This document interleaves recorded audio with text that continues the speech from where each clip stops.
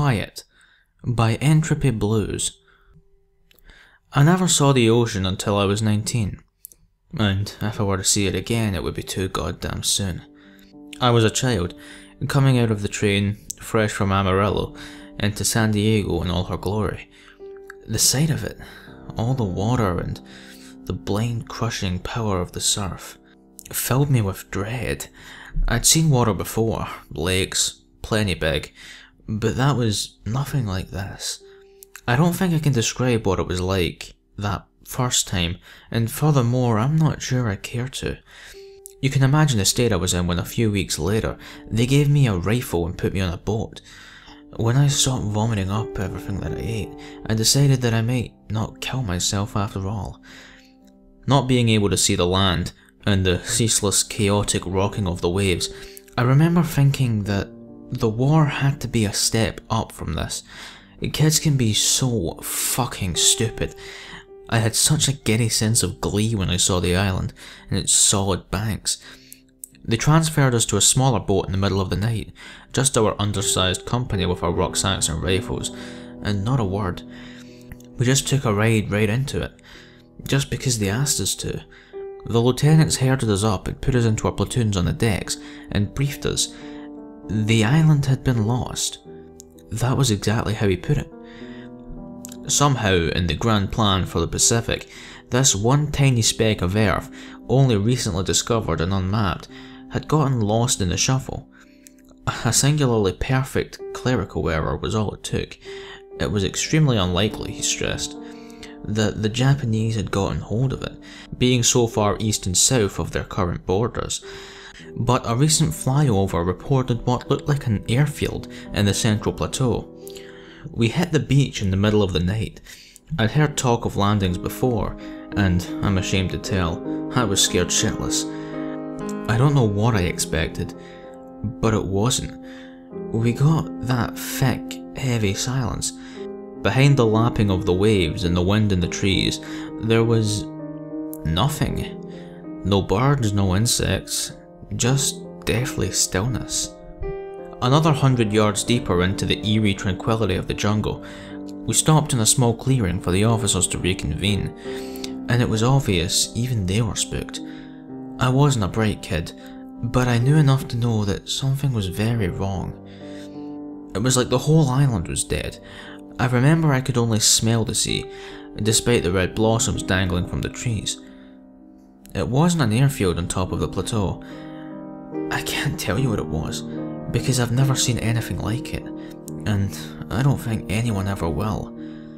If I tell you it was like the Aztec pyramids, but turned upside down, so that it sank like giant steps into the earth, you'd get the basic idea of it. But that somehow fails to capture the profound unearthliness of this structure. There was no sign of individual pieces in the masonry. It appeared to have been carved out of a single immense block of black rock into a sharp and geometric shape. It was slick and perfectly smooth like obsidian, but it had no shine to it. It swallowed up even the moonlight, so it was impossible to see how deep it went, or even focus your eyes on any part of it, like it was one giant blind spot. Our platoon drew the honour of investigating the lower levels, so we descended the stairs as the rest of the company surrounded the plateau. We took the stairs slowly and carefully after the first man to touch one of the right angle edges slid his hands down to the bone. At odd intervals down the steps, there were several small stone rooms. Simple, empty, hollow cubes of stone with one opening, facing the pit in the centre. There was no door that we could see, and with the opening being 4 feet off the ground, you'd have to put your hands on the black razor-sharp edge to climb into it. We circled the descending floors, shining our lights into each of the small structures. They contained the same featureless black walls and nothing else. No dust, no leaves, and other detritus from the jungle. The whole monument was immaculate, as if the place was just built, but that couldn't be right. The whole structure felt incalculably old to me somehow, despite having no way to articulate the particular reasons. Down near the bottom you could see that it simply sloped away into darkness that swallowed the flashlights.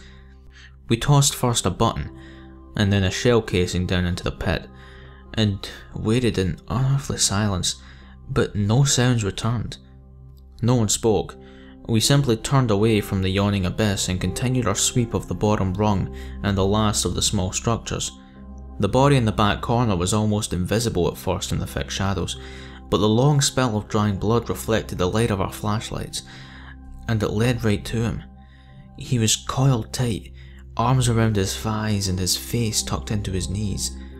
You could see badly he was cut, his clothes opened in ragged bloody tatters to reveal the pale skin and bone beneath it. He may have been dressed in a Japanese uniform, but it had been reduced to ribbons. I only had a few seconds to look at him before we heard the first shots. It echoed like the buzzing of faraway insects in the still jungle, swallowed almost instantly by the blanket of quiet. By the time we reached the top, the rest of the company had vanished. There were shell casings on the ground and the hot smell of gunpowder in the air, but they were gone. The trees were deathly quiet around. There was not a trace of the nearly 50 other men that had come ashore with us. I could taste bile rising in my throat as panic threatened to cripple me. I felt crushed between the yawning pit and razor edges on one side and the dead jungle and pounding ocean on the other. The silence rang in my ears and I struggled to still myself. They were just inside the jungle, waiting for us. They came out from between the trees with all the sound of a moth simply sliding into our view. I can try to tell you what I saw, the same as I did to the army doc on the hospital ship when I first woke up, and again half a dozen other various officers over the following months, and you'll have the same reaction they did, that I was a dumb country rube suffering from heat stroke and exposure and trauma, that I was crazy. You know me, you know I'm not crazy, and I remember every second of that night with crystal clarity. The thing, the first one that caught my eye, was wearing the skin of a Jap soldier, all mottled with the belly distended from rot, the head drooped, useless and obscene on the shoulders, tongue swollen and eyes cloudy. I could see where it was coming apart at the ill-defined joints, with ragged holes in the dying flesh. At the bottom of each of these raw pits was blackness, deeper than the stones of the buildings, a darkness that seemed to chum and froth like an angry cloud. The thing moved suddenly, the head snapping and rolling backwards as it dashed towards us. I had my rifle clasped tightly in my hands, but it simply didn't occur to me to fire. All I could do was gape silently at the macabre sight bearing down on us, and think absurdly of my mother's marionettes. A gun went off beside me, and I tried to see a dozen more of the horrors darting silently in on us. Among them were a few more rotting in swollen forms, but the majority were the same uniforms as us, and were pale, fresh, and soaked in blood. More bullets zipped through the air, and I saw the grisly things hit again and again, but they never slowed. I caught a glimpse of the first sergeant's vacant, glassy eyes as his head dangled limp from his shoulders. I saw the great, ragged wound in his back and the shuddering darkness that inhabited his corpse when he leapt just past me without a sound, landing like a graceful predator on the soldier beside me. The others around me began to drop in a silent dance of kinetic energy and blurred motion. I was on the track team in high school, and it could have got me to college. I didn't need an invitation, I just ran. I ran blind through the jungle, caroming of tree trunks. I ran until I saw the ocean, and it struck a new ringing note of terror in me. I don't remember actually deciding to swim, but when I turned back to the tree line, I saw one of the white and bloody things emerge, running on all fours, the hands splayed wide, and the back contorted and cracked at an impossible angle. To this day, the mere thought of the ocean still brings on a cold sweat, but that night, I let it embrace me, let the tide drag me out to sea, if only to bring a momentary relief from the impossible monolith of terrors on the island. The days I spent drifting offshore and blistering in the sun were a welcome release from the silent island.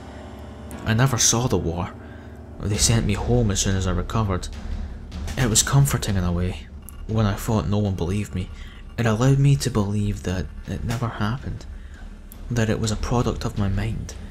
But as I got older, I found that it's pointless to lie to anyone, especially yourself. I know what I saw. Someone else believed me too. I've seen maps of where they tested the hydrogen bombs in the South Pacific